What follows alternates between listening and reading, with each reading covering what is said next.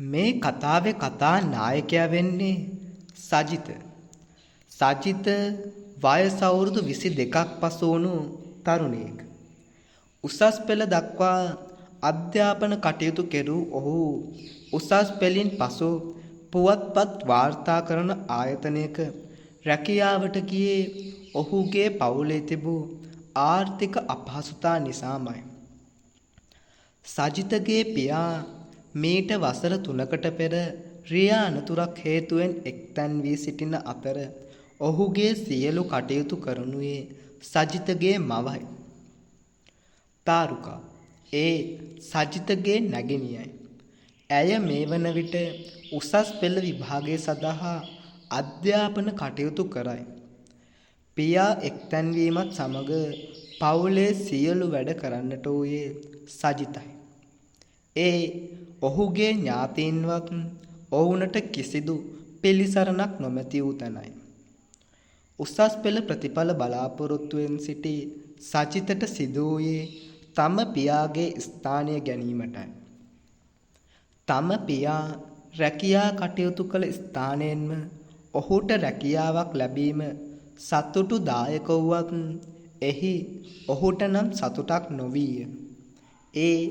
එහි ඔහුට හිමි වූයේ ලිපිකරු රැකියාවක් හේතුවෙනි. කෙසේ වෙතත් කාලයත් සමග ඔහු මේ රැකියාවට හුරු වූයේ ඔහු හට අන් විකල්පයක් නොවූ හේයිනි. රැකියා ස්ථානයේ අන් අයට රාජකාරි සවස 5 වෙන විට අවසන් වුවත් සජිතට ඔහුගේ රැකියා කටයුතු අවසන් කිරීමට තිබුණේ රාත්‍රී 7ටයි. ඔහු මෙම කටයුතු අවසන් කර මරදානයේ සිට නාරහෙන් පිට පිහිටා තිබූ ඔහුගේ නිවස වෙත පැමිණෙන්නේ යතුරුපැදියෙනි. දිනක් ඔහු සුපුරුදු ලෙස රාජකාරි අවසන් කොට නිවස බලා එමින් සිටියදී සුදු ඇඳුමින් සැරසී සිටි තරුණියක් ඔහුගේ යතුරුපැදියට අත දැම්මාය. ඔහු යතුරුපැදිය ඇය අසලින් නවත්තන්නට වූයේ දෙවරක් නොසිතාය. ඔහුගේ නැගණිය සිහිවීම නිසාමය. ඇයගෙන් කරුණු විමසීමෙන් ඈ පැවසුවේ කිලෝමීටර 5ක් පමණ ඉදිරියෙන් ඇගේ නිවස පිහිටා ඇති බවත් ඇයව ඇරලවන ලෙසය.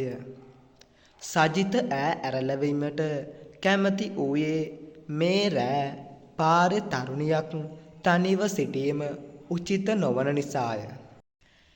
යතුරුපැදියට ගොඩ වූ විටම සජිතට දැනෙන්න වූයේ මිනිසුන් 3 දෙනෙක් පමණ බයිසිකලයට නැග්ගාක් ලෙසය. ගමන අවසන් වන තුරුම එක වචනයකුදු කතා නොකළ ඉදිරියෙන් වූ තුන්මන්සල පෙන්වමින් නවත්වන ලෙස ඔහුට කීය. බයිසිකලයෙන් බැස සජිතට පැවසුවේ එහෙනම් මං එන්නම් අයියේ කියායි. එය තැකීමකට නොගත් සජිත ආපසු පිටත් වූයේ නිවස බලාය. නිවසට පැමිණි ඔහු හැද උන් ඇඳුමින්ම ඇදට වැටුනේ ඇඟට දැනුණු දැඩි තෙහෙට්ටුව නිසායි. පසුදෑ උදෑසන සජිත අවදි වූයේ තම නැගණියගේ කටහඬිනි.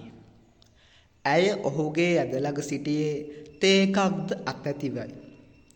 මොකදෝයි ඊයේ රෑ හරි නංගි අරකයි මේකයි කියවා හිටියේ. ඔහුගේ නැගණියයි. කතාවත් සමග ඔහුට සිහියෝයේ පෙර දින රාත්‍රියේ සිදු වූ සිද්ධියයි. කිසිත් නොමැති බව පැවසුවේ ඔහු තේ උගුරක්ද බොන ගමන්ය. තේ පානයෙන් පසුව මුහුණකට සෝදා ගැනීමට යාමට ඇදෙන් නැගිටීමට හැදුවත් ඔහුට දැනුනේ තමා ඇදේ ඇලී සිටින්නාක් සේයි. ඔහුගේ ඇඟට දැනුණු දැඩි විඩාව නිසායයි සිතූ ඔහු ඇදේම සිටියේ තව ටිකක් නිදා ගැනීමටයි. ඔහු කොපමණ වේලාවක් නිදාගත්තදැයි ඔහුට මතකයක් නොවීය. ඔහු නැවත ඇහැරුණේ තම මව ලොකු පුතේ නැගිටපන් කීමත් සමගමයි. ඇස් පොඩි කරමින් අවදි වූ ඔහු දුටුවේ තම මව තමා දෙස විමතියෙන් බලා සිටිනු දැකීමයි. උබේ පිට මේ මක් වෙලාද? ඒ ඔහුගේ මවයි. ඇයි පිටට මොනා වෙලාද? කිසිත් නොදත් සජිත මවගෙන් ඇසුවේ සරලවයි. සජිතගේ පිට පිරිමදමින් ඔහුගේ මව පැවසූවේ පිට නිල් වී ඇති බවයි. එහෙනම් මොකක් හරි වදින්න ඇති අම්මේ, මටත් හරියට මතක නැහැ කියා සජිත පිළිතුරු දුන්නේ කිසිදු තැකීමක් නොකරයි. හරියටම ඒ තමන්ගේ ශරීරය නොවන ලෙසයි. සුපුරුදු ලෙස දින කිහිපයක් ගෙවී ගියේය. මේ දින කිහිපයේදීම සජිත සිහිනෙන් බිය විය. ඒ සුදු හැදගත් විරූපී ගැහැණියක් දෑතින් තමාගේ බෙල්ල මිරිකනු දැකීමෙනි. එය සිහිනයක් වුවත් ඒ අවස්ථාවේදී ඔහුට හුස්ම ගැනීමටත් කෑ ගැසීමටත් නොහැකි වන්නේ එය සිහිනයක් නොව හැබෑවක් කීමට මෙනි. දින කිහිපයක් එක දිගට මෙසේ වීම නිසාත් ඇගට දරාගත නොහැකි වේදනාවක් දැනීම නිසාත් ඔහු මේ පිළිබඳ තම මවට පැවසීය. එවිට ඔහුගේ මව පවසන්නට වූයේ නිදාගන්න කලින් බුදුන් වැදලා නිදාගනි. එතකොට ඔය හීන පේන්නේ නැතයි කියාය.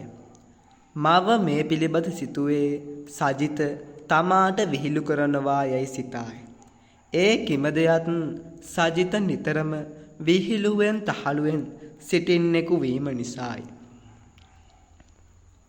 සජිතගේ කාමරය නිවසේ ස්තෝප්පු කාමරය විය. කාමරයේ දොරින් බැලූ විට ඇත්තේ නිවසේ ප්‍රධාන දොරය. සජිත සිහිනෙන් දකින සුදු හැදගත් විරූපී ගැහැණිය නිවසේ ප්‍රධාන දොර අසලින් මතුවෙනවායි. මේ කාලය සජිතට බොහෝ කරදර සහිත කාලයක් විය. කිහිප වතාවක්ම රිය අනතුරු වලට ලක් වූ ඔහු ජීවිතය බේරුණේ 99වෙනි. අසාමාන්‍ය ලෙස රෝගී වීමත් වෛද්‍ය වාර්තාවල කිසිදු රෝගී තත්වයක් අනාවරණය නොවීම නිසා සජිත එන්නම දුර්වල විය. පෙර උසට සරිලනසේ මහතක් තිබූ ඔහු මේ වන විට කෙසගව ගොසිනි. ඇස් ගිලී මුහුණ අදුරු වී තිබිනි. මීට මාසයකටත් පෙර සෑම විටම සිනා මුසු මුහුණෙන් සිටි සජිතගේ මුහුණේ සිනහවක් තියා සිනහවක සේයාවක්වත් නොමැත. සජිත නිරන්තරයෙන් සිහිනෙන් බියවීමත් කෙටි කාලයක් තුලගේ සජිතගේ සිදු මේ වෙනස් කමුත් සජිත මීට පෙර කිහිප විටක්ම ඔහු දකින සිහිනය පිළිබඳ තමාට පවසා තිබූ නිසා සජිතගේ මව මේ පිළිබඳ සිතා අවසන් ප්‍රතිඵලය ලෙස දෙහෙවාල කිහිපයකටම යන්නට විය. ගිය සෑම දේවාලයෙන්ම පවසා තිබුණේ සජිත හට අමනුෂ්‍ය දෝෂයක් ඇති බවත් එය ඉවත් කිරීමට ශාන්ති කර්මයක් සිදු කළ යුතු බවත්ය.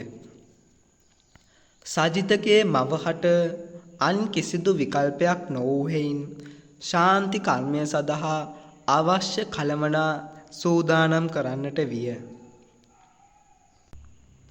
එය එක් සෙනසුරාදා දිනයක් විය. කපු මහතා තම ගෝලයෙකුද සමග පැමිණියේ ශාන්ති කර්මය සිදු කිරීමටයි. ගෝලයා ඉඩමේ බස්නාහිර මුල්ලට වන්නට පහන් පැලක් හදන්නට වූයේ ගොක් අත්තකිනි. රාත්‍රී 7 වෙනවත් සමගම කපු මහතා මන්ත්‍ර ජප කිරීමට පටන්ගත් අතරම ගෝලයා 4 වටේටම දුම්මල ගසන්නටද දුම් අල්ලන්නටද විය. විටක උස් හඩිනොත් තවත් විටක පහත් හඩිනොත් පුරා පැය 2ක් මතුරන්නට වූයේ සිංහල හා දෙමළ මිශ්‍ර භාෂාවකිනි. අවසාන වශයෙන් තැබිලි ගෙඩියකටද මතුරා එය සජිත්ට පොවන්නට වූයේ අතේ රත් පැහැති නූලක්ද බදිමිනි. ශාන්ති කර්මයේ කටයුතු අවසන් කළ පසු පහන් පැළද අනෙකුත් දෑද තුන් මංසලකට ගෙන ගොස් දමන ලෙස ගෝලයාට පැවසූ කපු මහතා ඉඩමේ 4 කොනද නිවසේ 4 කොනද 8 කොන් ආරක්ෂා කර කියන්නට වූයේ 7 දොහක් යනකම් ගෙදැට්ට පිළී ගේන්න නැතුව ඉදින් දැන් කොල්ලා ආරස්සාවයි කියයි. ක්‍රමයෙන් සජිතගේ රෝගී තත්ත්වයන් යහපත් අතට හැරෙන්නට වූයේ වෛද්‍යවරුන්ද පුදුම කරමිනි. මාසක් ඇතුළත නැවත ප්‍රකෘති තත්ත්වයට පැමිණි සජිත තම මව සමග කපු මහතා හමුවීමට ගියේය. එහිදී කපු මහතා පැවසුවේ ඔබට යක්ෂ දිෂ්ටියක් වැටිලා තිබුණේ තනි පංගලමේ ඔහොම ගමන් බිමන් යනකොට පරිස්සම් වෙන්න ඕනේ කියායි.